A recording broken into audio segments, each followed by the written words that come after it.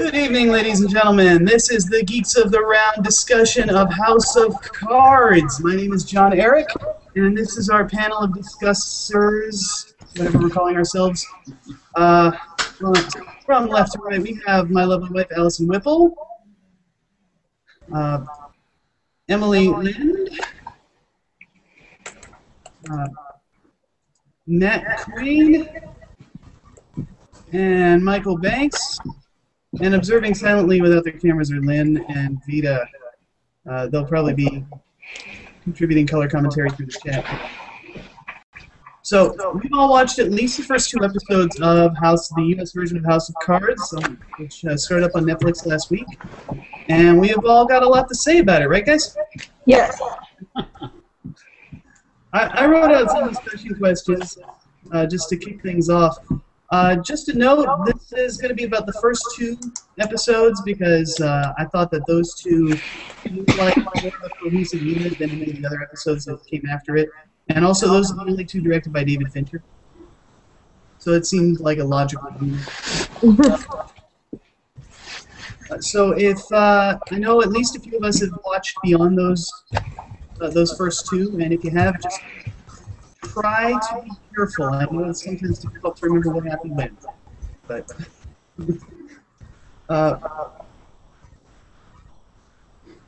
when I announced that we were doing this hangout, a friend of ours who's not here at this moment, she didn't seem interested, had some really some things to say about the use of the upside-down American flag in the logo. Yeah, I saw that. And that really got me thinking, you know, there are things about this show that you might object to if you want to play the Patriot card, but, you know, this is a show all about the sort of how they make the sausage, right? That's the saying over there. So my question is the show disrespectful to America and its government? Is that even a question we should be asking? I think it's just a mirror. It's just a mirror. Everything is about wheeling and dealing, you know. Who can be king of the ash pile when all is said and done? I think it's a reflection of our true government. Yeah, I would agree with that. And I think if the upside-down flag is a common anarchist symbol, I don't really think Kevin Spacey's character is much of an anarchist, really. Well, not yet that we've seen. Yes. Underwood isn't an anarchist, but he is somebody who is making government work in a way that it's not, in a way that serves him more than it serves the people. To me, it's a big reflection on what I see as kind of society of recent, is the me generation, you know. What benefits me rather than what benefits everybody. Right. How do I succeed, not how do we succeed?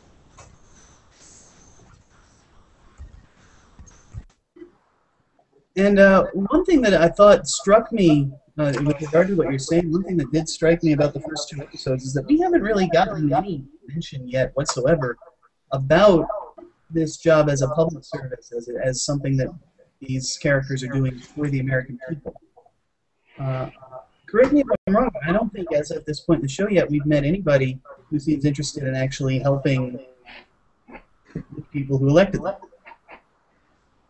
No, not at all. I don't think that's something you see a lot of in any sort of show like this, though. True. And to a certain extent, I mean, I don't know how interesting that is, because I don't know how believable it is. Not that there's nobody in politics who wants to serve the public, but their concern is always going to be getting reelected, is always going to be getting the next step up to power. Right. You know, I wasn't really trying to say that there should be characters who are interested in people, but like the fact that I don't even think it's gotten as much as a pure mention at this point. Well, I think what I've seen so far is a very, very specific group of people within Congress, from Underwood and a few of his cronies to the current, I guess, Secretary of Education, who seems genuinely interested, but seems to be the floor is being dug out from under him, so he falls. But it seems to very, very specific focus on a small group of people of a Congress of several hundred people. That is a good point, and that means that we have a lot of characters who are going to come in and out, and a lot of characters that we're meeting here. Now, I've watched ahead, and then I went back and rewatched the first two to prepare for this hangout.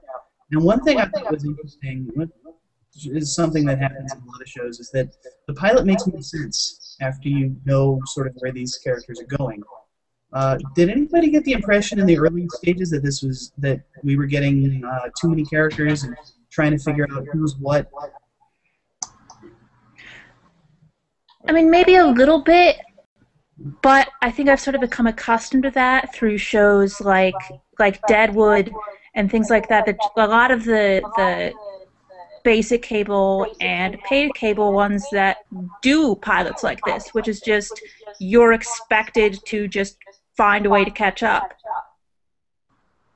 Yeah, and Lynn is in the chat agreeing with you. She says it's ensemble shows used to it. Yeah. I just know I'm terrible with names. Like that drone guy from Pennsylvania and Kevin Spacey.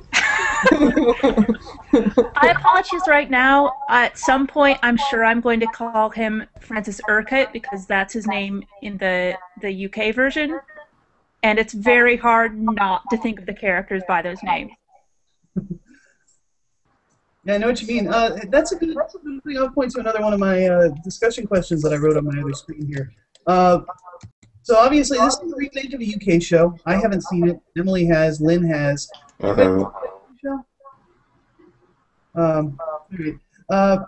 there are also a lot of other antecedents for this show. I mean, this is not, at least conceptually, it's not a groundbreaker.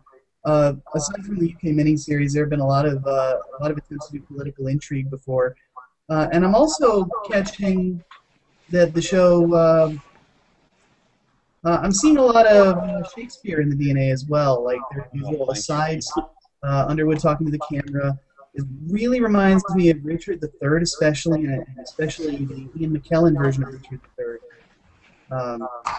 When Underwood addresses the camera or the audience directly, it reminds me of that opening, the way McKellen interpreted the opening monologue, where halfway through he switches from speech to addressing the audience directly. Am I the only one in this room who knows what I'm talking about? I particularly enjoy that. Yes. I really like seeing complicated, like I've been literally given a tied up ball, knot of string, and I'm trying to unravel it, and it's nice when he talks to me because it feels like he's helping me unravel this whole mystery. I think it's fun. It's something they did in the original version. It's little snarky comments that help you through it, but also just make it more enjoyable to watch. I mean, when I first saw it, like the very first time he did it, I was like, "Oh gosh, not one of these." And then, but like later on, I got accustomed to it, and I got, it's actually because I guess the way he does his comments, or he wouldn't always say something sometimes. That helped out a bit. Yeah, it's a cool device, and it could easily be overplayed. I feel like this is one of the things that you might hear people actually criticizing about it, but I think it's done really well. Yeah. And I think a large part of that is because of Spacey himself, right? Yeah. What I also notice about the fourth wall stuff is that I know I've seen a lot of those like fake documentary, like The Office, and I feel like there's others, but I just keep thinking of The Office, where it's like this fake documentary about the lives of these people in this office, and this is not that, and I quite enjoy it because it's really tiring to the fake documentary style. I think is getting a little tiring, and just the direct fourth wall breakage is really fun for me.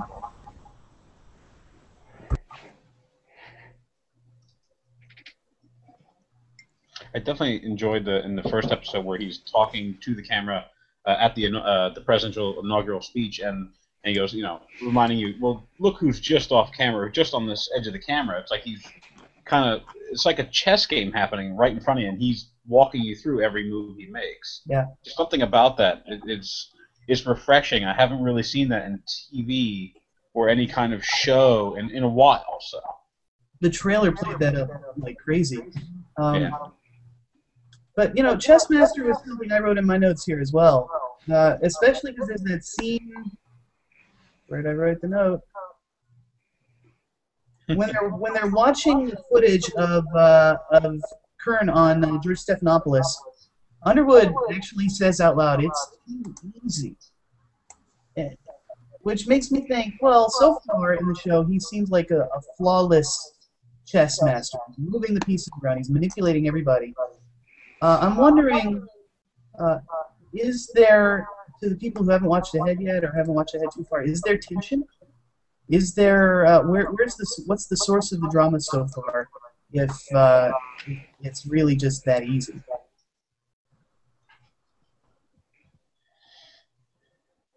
Well, I'm wondering if his relationship with Zoe, Zoe, the reporter, I'm wondering if that's going to eventually backfire. Like, he's going to feed her first. She's basically going to start digging, and then that situation will reverse on him, where he's now trying to recover, do damage control from what she's doing. That could be an interesting source of tension. And I think it will be interesting. I mean, at some point we're going to have to see what he's like when he's slipping up or barely hanging on. But for right now, does it bug anybody that that every single thing he says he's going to do in the first 2 episodes happens and works pretty flawlessly? Maybe it'd bother me if it were a 4-episode or a 6-episode series. Mm-hmm. Knowing that it's 13 episodes, I think it actually builds the tension a little bit more, because you see how good he is. Okay. You know that those problems are coming.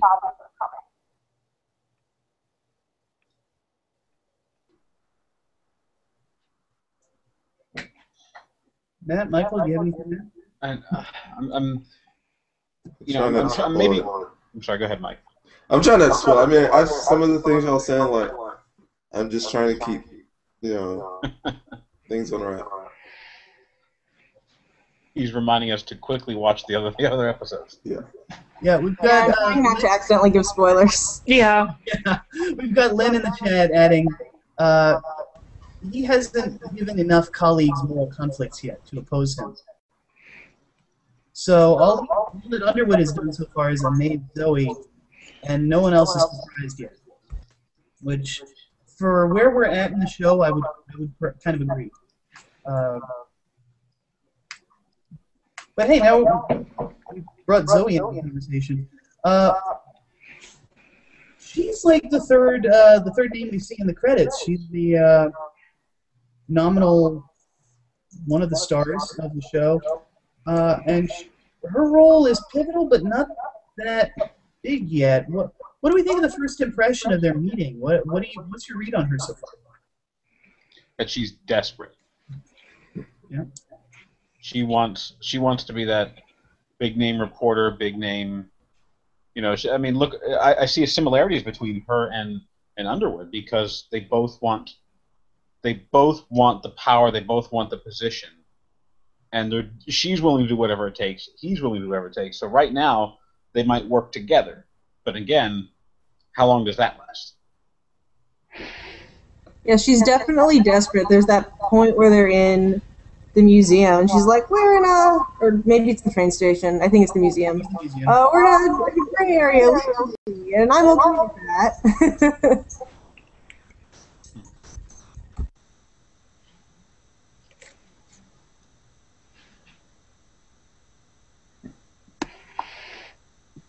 So what do we think about what's drawing these two characters to each other from a character standpoint? Like, I mean, from a structural standpoint, these two characters need to be interacting. But how it's written, Lynn just said she needs a miracle. Yeah, and she got it. But what do you think is it? She's desperate, so she's drawn to a character like Underwood because he's her in. What do we think is drawing him to her? Well, first and foremost, there's just the fact that she can be helpful to him. But he sees this young, pretty reporter that he can manipulate and impress. And I think the fact that he sees she's actually pretty smart and has worked out some of this stuff on her own makes it even more fun to manipulate her.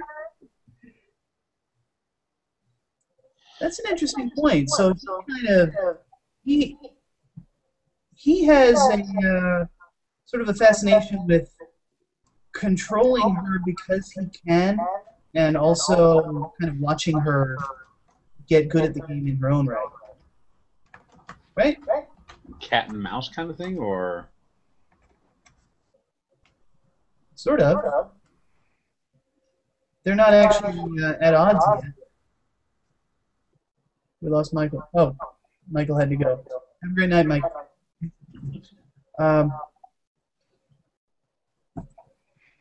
They're not really at odds with each other. Right now, it's sort of a developmental thing. Like, he's kind of taking her under his wing almost, but it's secret. Right, yeah, their relationship can't be made public because it would undermine everything that Underwood's trying to build. Like, it would completely dismantle his foundation. But, I'm wondering if something will happen where, like, especially with, again, names. I'm with the Allyson. I don't remember everyone, but all I can think of was the Twitter twat lady who called out Zoe. Janine. Yeah, her. She's clearly, like, extremely angry with her, like, clearly feeling passed up. So I'm wondering if she will try to dig up and figure out how she's doing these things. Like, I wonder if that's a dynamic that's coming.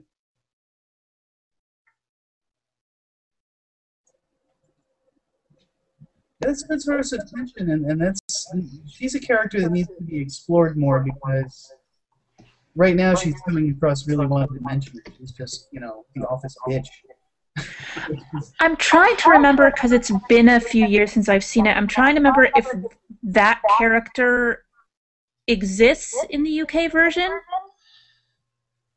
And I'm not sure she does. Lynn is the only other person in this hangout who's seen it. She's typing something right now. She doesn't remember either. But again, I mean, the original was 4 episodes, and this is 13, so expanding that sort of story makes sense. Yeah, in fact, not just 13. We got 13 now, but there's another 13 coming. So. Yeah, from what I understood, or at least my assumption is, the 13 episodes are like the first 4 episodes of House of Cards, because there were 2 sequels that were also, I think, 4 episodes each. Okay. But speaking of things that get extended, like when you're doing 13 episodes instead of 4, I'd really like to talk about Mrs. Underwood. Whoa. Yeah, because we haven't clear it all yet. I mean, I'll gladly talk about Kevin Spacey. I adore him, but she is so good on this show that the fact that we haven't talked about her yet, I find kind of shocking. Because Robin Wright is killing it. The lump of coal that is her heart. Oh my gosh, that character is. I don't know what's going to happen, because I mean, it's interesting how the two of them are, married. I would assume is their relationship, but they just seem to be. What's that? Misery Loves Company. They're both looking for that power grab to.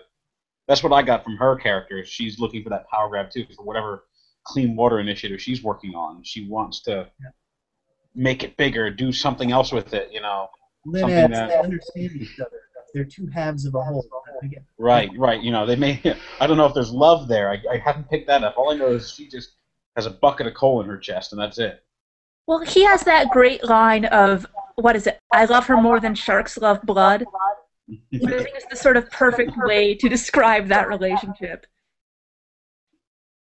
I had a time watching where she's sacking half the staff at the Water Initiative because my heart was aching.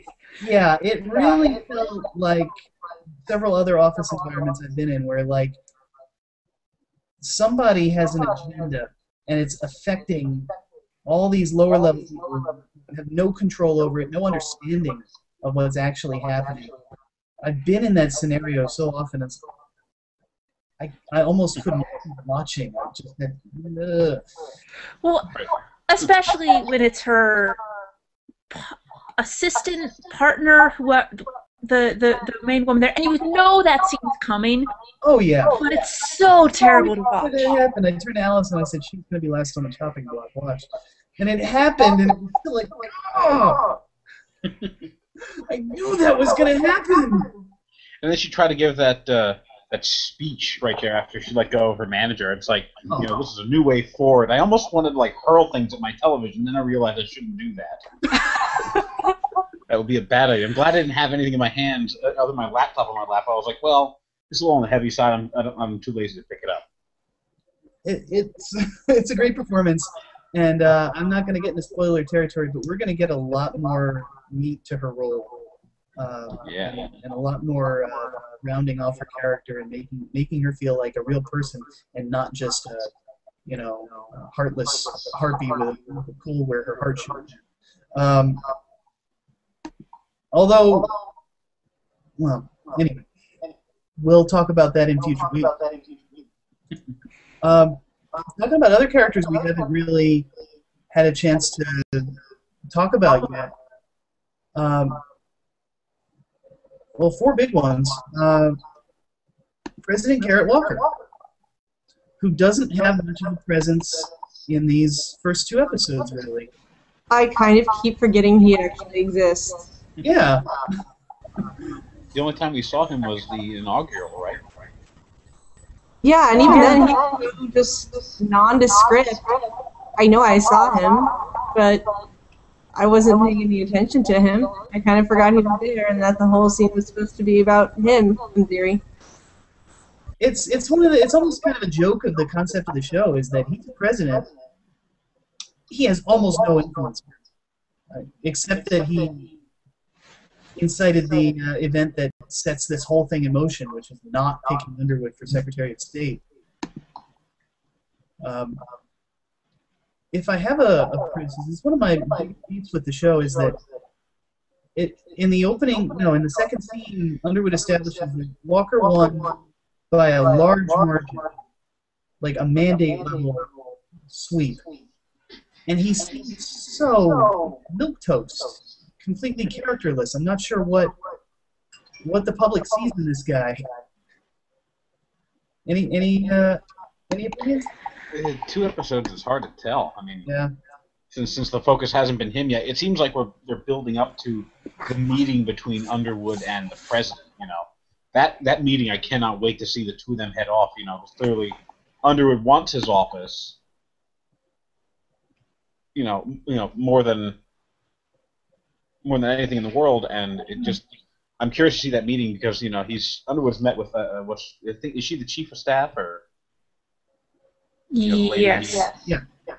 So again, bad with names, but but he's met with her so many times. It's kind of to me, it's building it up to the actual meeting with the president. Like she even offered here at the end of the 2nd episode, like oh well, I'll schedule you the meeting with the president. He goes, no, that's okay. He's building that tension of like when he meets the president, he's going to strike when the iron's hot. And it wouldn't be their first time meeting. It would be their first time meeting since he's been snubbed. But yeah, they do seem to be building to this moment where these 2 characters are going to square off. One that the American public thinks is calling all the shots, and the other who seems to actually be calling all the shots. And then, of course, there's Vice President Matthew. Do we get any read on him at all in the first 2 episodes? He's on for like 5 seconds. Yeah, that's it. you can't really read that. Yeah, I think the introductory monologue for his character says it all. That he's being put out to pasture. He's done his part to win them Pennsylvania. Now they're putting him out to pasture. I mean, could that be a reflection on current politics? Not that I don't like Joe Biden, but he's definitely an older guy. He's kind of did his part. He's doing it kind of now, but I don't expect him to run for president. And I don't want to get too off track, but like, do you see parallels between what's happening now and what they did there with the show? I would say that's almost all of modern politics, that the vice president is sort of there. And unless it's somebody who occasionally strikes like a really big figure like Dick Cheney or something like that, that we're perfectly happy to ignore the vice president. Yeah. I think Joe Biden's biggest accomplishment is inspiring the Onion to make the character of Diamond Joe.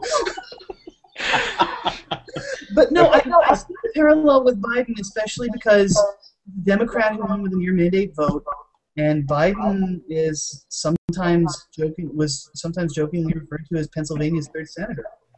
I mean, they could be making a comment on modern politics.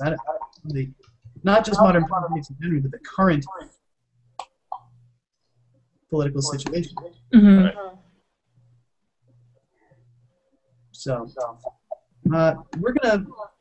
we'll cover him in more detail later on, but the other two major characters we haven't really talked about yet were Peter Russo and his office fling Christina.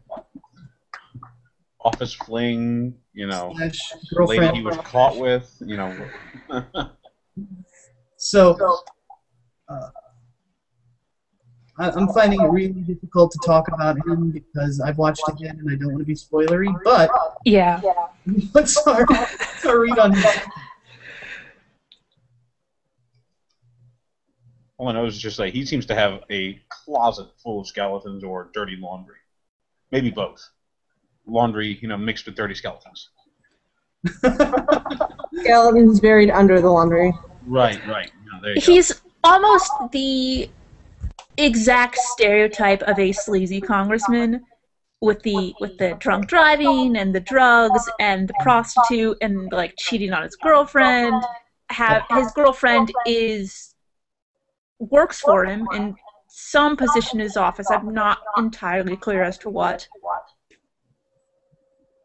I think she was his admin. She was, wasn't she the one at the desk when he came in and said no calls, and then she put the call through from the president on when he was in that horrible meeting? Yes, which is a great scene. Yes. Yeah, and I'm sorry, I just had a thought and lost it. The scenes of the two of them together, he's kind of a sleazebag, but he's also, you can see why he's charming, or you can see how he's also charming and how he would also have the kind of appeal to get elected. As crass as that whole lick my balls scene was, it was also really sweet. I thought it was, like, honestly sort of cute. Like, because of the way she reacted to it, which is she realized it was a joking thing, and then when he does tell her that he loves her, it seems genuine. Yeah, absolutely. And he's the kind of guy that you're really wondering, is he just the kind of guy who believes what he says in the moment and then just completely falters later on? Or is he really just playing her? I don't think he's playing her. Yeah. Like, it doesn't seem that that's what's going on.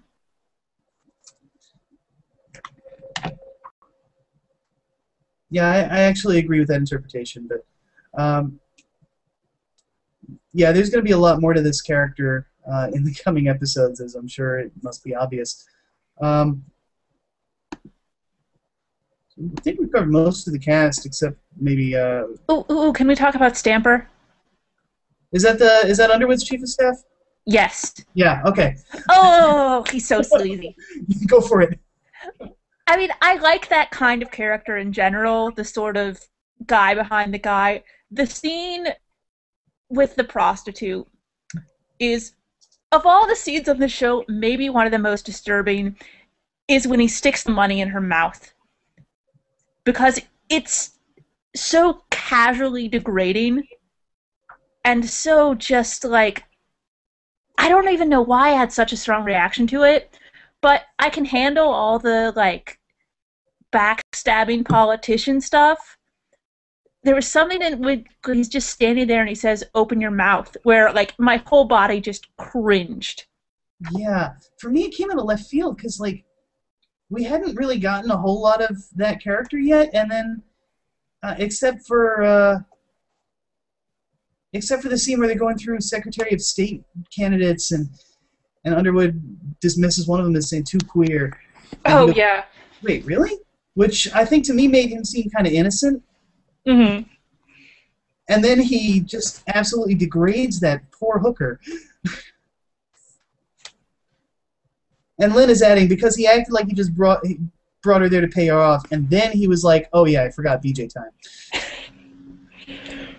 So, yeah, I mean, that's another one of those moments where you're like, oh, okay, there's something way more sinister about this character than we had really thought about at first.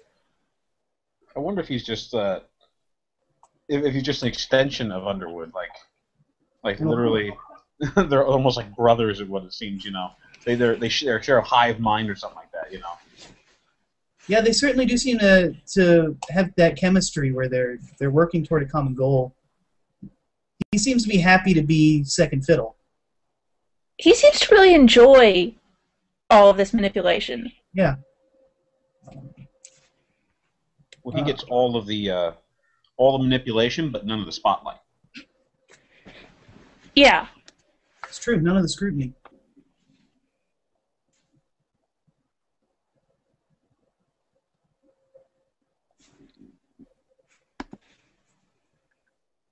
Lynn adds, he wasn't afraid to yell at Frank either.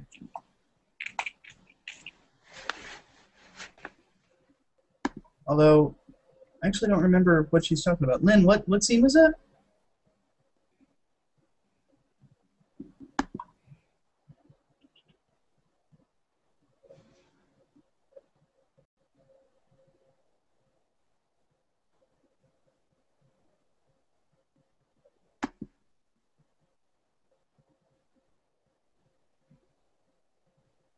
Oh, Lynn, that's in the next episode. That's later. Yeah. Okay. Got it. We'll talk about that next week. But yeah, that does happen. Okay. Spoiler, Frank gets yelled at. Well, then I have something to look forward to. I was on Doug's side of that argument, too. I think he had a... Well, we'll talk about that. Anyway. Can I ask a question going back to the very beginning of the show? Yeah. Which is our first introduction to this character, is him killing a dog. Oh. And I feel like we need to talk about that. Because it's a fairly strong way to introduce a character to a show. Allyson, especially your main character. Before we'd really even gotten into it.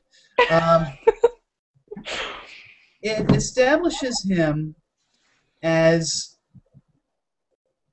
Well, what's the word for this? Actually, once again, I have to wonder if we're hearkening back to the current state of American politics, because it really reminds me of that anecdote about Mitt Romney.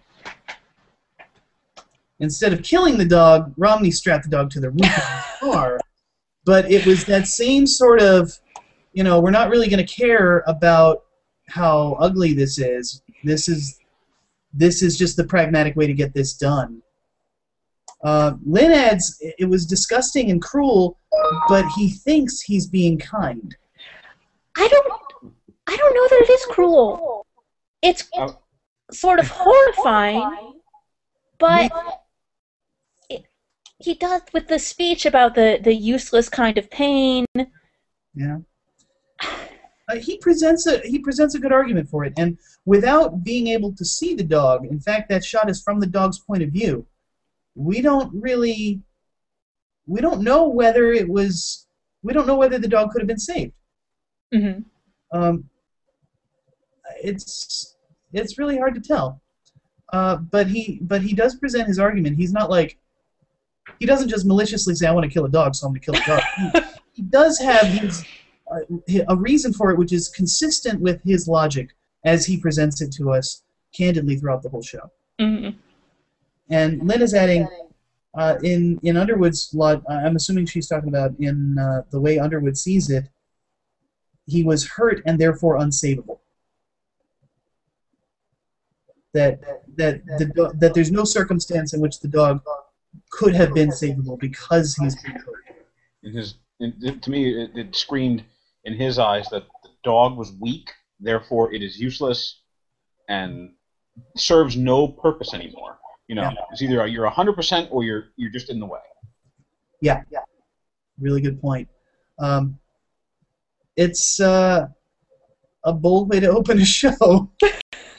To take the character that we're going to follow. This is our guy, right? We're supposed to, we're basically charting the show by what he does.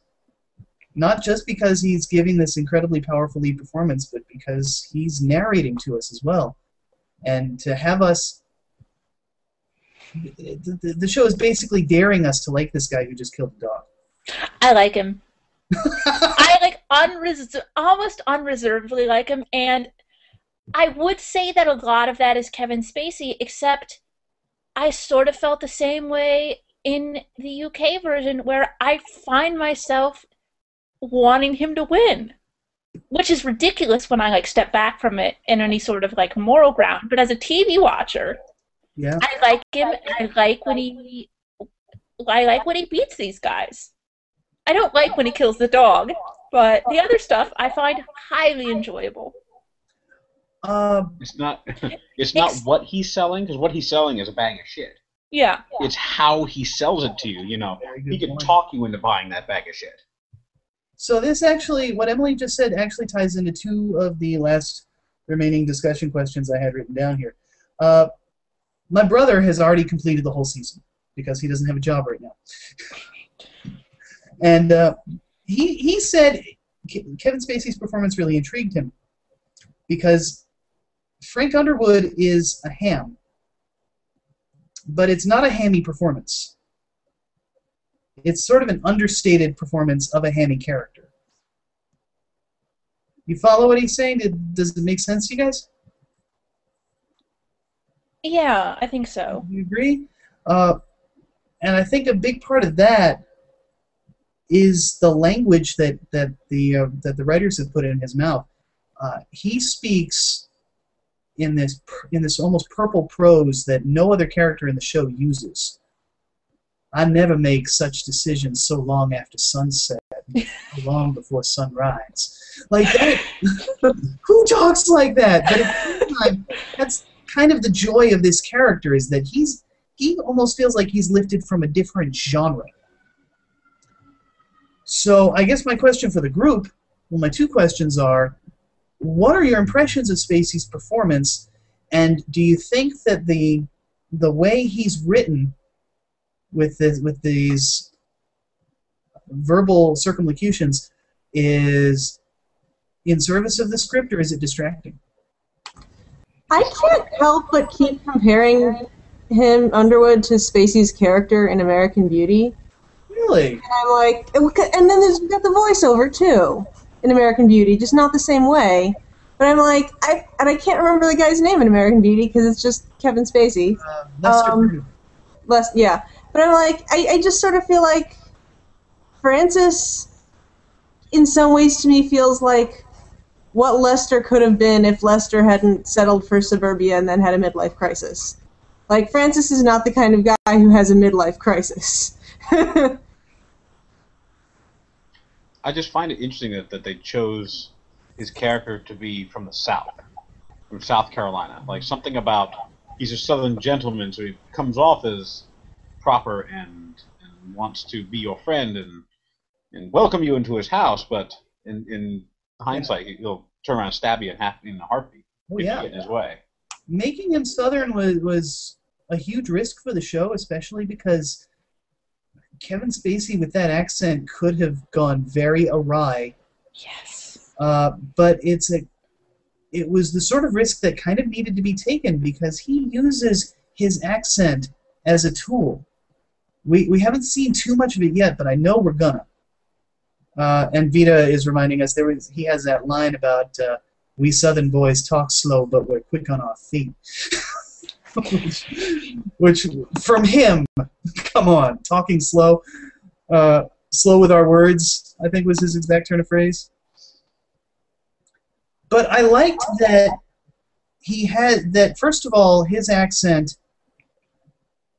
is a piece of flavor that reminds us of the state of American politics, where it seems like the people with the most populist appeal are what Palin called the real Americans, the people with the accents who come from rural areas.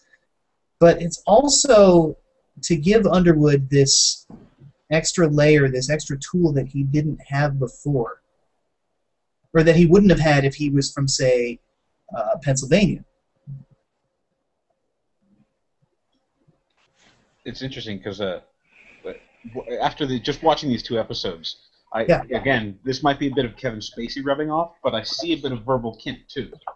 Here's this lowly South Carolinian House Majority Whip, like probably one of the lower ranks of leadership. So there's the cripple, but behind the scenes, he's forming this master plan to pull off the big show. So I see some similarities there, but maybe that's just me looking too deep into this and liking The Usual Suspects way too much.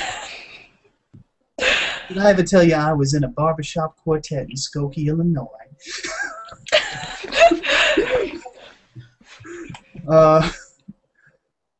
Matt, I don't actually see what you're talking about, but maybe. But that's okay because it's an excuse to talk about Usual Suspects. So. Well, I said this that the cripple that Verbal Kint was versus Kaiser Soze, who was a brilliant, ruthless person. That here's the Majority Whip who's just playing dumb. Okay, I'll just run this education bill and not be Secretary of State. Yeah. But he actually has the aims for the president. Like that's the similarity I'm drawing. But again, very cool. We are hitting about the 45-minute mark, which is pretty much where we want to land. I was wondering if there were any other topics I've left not mentioned, or if there's anything we want to speculate about the direction going forward.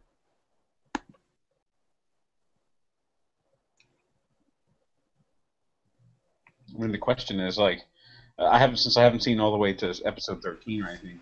The question is, will he make it to President of the United States? And if he does, what will the carnage be left behind him? And if he doesn't, what will the carnage be before him? Yeah.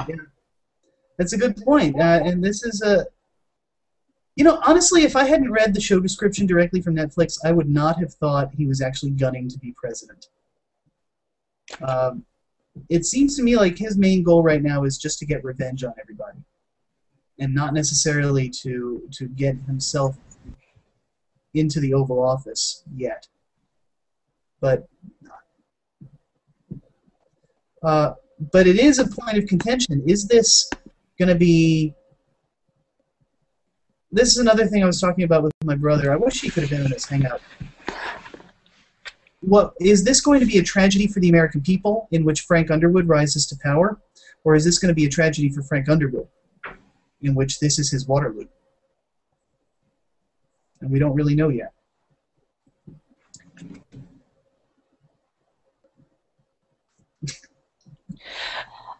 I do wonder, is it a tragedy for the American people if someone like him gets into power? I mean, one of the things that I like about this show is it's political conspiracy on a very small scale, because it's not about enacting dark, terrible policies. It's a man trying to get a specific role and screwing over people who stand in his way, who are very much just specific political opponents of his. That's And so I would argue at the most charitable thing I could say for Underwood is that he is indifferent to the American people. And, you know, at worst, you could say that his power-hungry quest is actually detrimental to the whole constituency overall. And, you know, this is another thing we can tap into big time next week, because I've seen the episode and I know this is going to come up.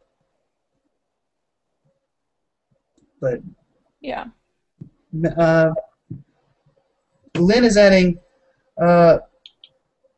it's a conspiracy to get into office, that's it. Nothing else is bad. Remember that quote about power versus money. Yeah, when Underwood is talking about Remy, the lobbyist, he said, this is a man who chose money over power. So, and he abhors a man who can't tell the difference. Do we have any last comments from Lynn, Vita, Matt, Allyson, Emily? No, I look very much forward to seeing the rest of the series. You know, I'm trying to what's that? You know, someone just laid a plate down in front of me of food. I'm trying to eat it slowly so I don't get. I don't want to get ahead of myself because there's so much good TV coming. You know, with Breaking Bad this summer and Walking Dead starting back up. I think this weekend. Yeah. So, you know, there's plenty to discuss. So I'm trying not to get ahead of it and then forget things or, you know. All right. Well, hey, if that's all we got for this one, then we're going to have the next hangout same time in 1 week, and we're going to discuss just episode 3. Just episode 3? You know what? Tell you what, I'll bring it up to the floor. I'll make a post in the community and see. So many spoilers. If we want to do 2 per hangout for the rest of the time, but I think we'd be better served doing 1. But for now, and for Geeks of the Round, this is Jon Eric signing off with the rest of our crew: Allyson, Emily, Lynn, Matt, and Vita. Say goodnight, everybody. Bye. Bye.